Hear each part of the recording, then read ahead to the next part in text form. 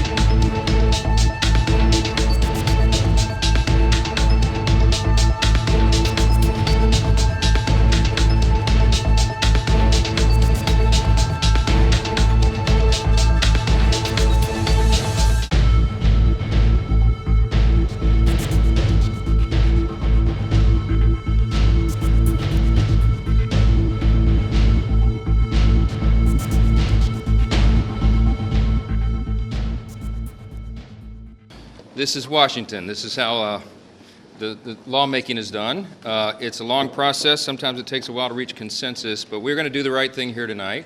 The American Relief Act of 2024 will provide temporary funding to get us into the first part of next year. There's $100 billion to provide much-needed relief to those people, those Americans who have really been struggling and still are from those storms. And in addition to that, we have $10 billion of emergency aid to our farmers and ranchers.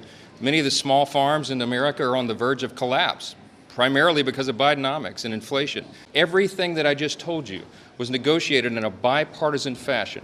Both parties agreed to these terms, and that's what's on the floor right now. The only change in this legislation is that we are going to push the debt limit to January 30th of 2027. We will push it beyond that, or to that time point. And that will allow us to do the important work of governing in the new Congress. Why does that matter? Because we are committed to cutting hundreds of billions of dollars of wasteful spending out of the federal budget. That's what we're going to do. The DOGE effort with Elon Musk and Vivek Ramaswamy, the commitments that President Trump made on the campaign trail will come to fruition when we get about that very important work for the American people. The government is too big, it does too many things, and it does very few things well. We're going to cut and limit the size and scope of the government and get it under control for the American people. We have a mandate to do so. And even though this vote would push the debt limit to 2027, it in no way reflects any lack of enthusiasm on our part to get about those serious cuts for the American people. We have to have fiscal responsibility as a core principle of our party.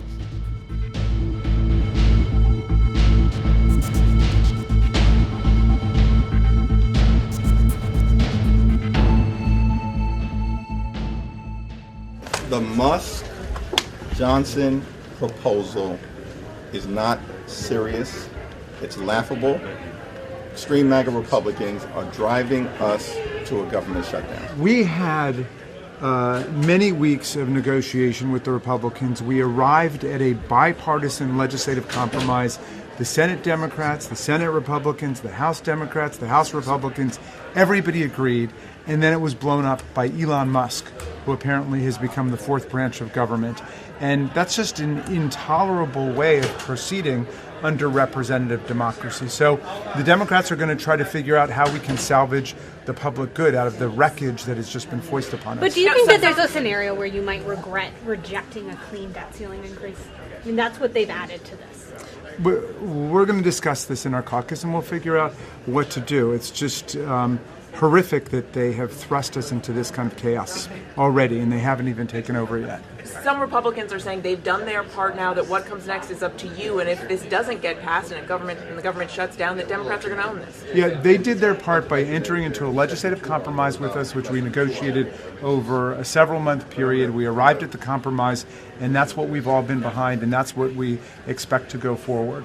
So who is our leader, Hakeem Jeffries, supposed to negotiate with? Is it Mike Johnson? Is he the Speaker of the House?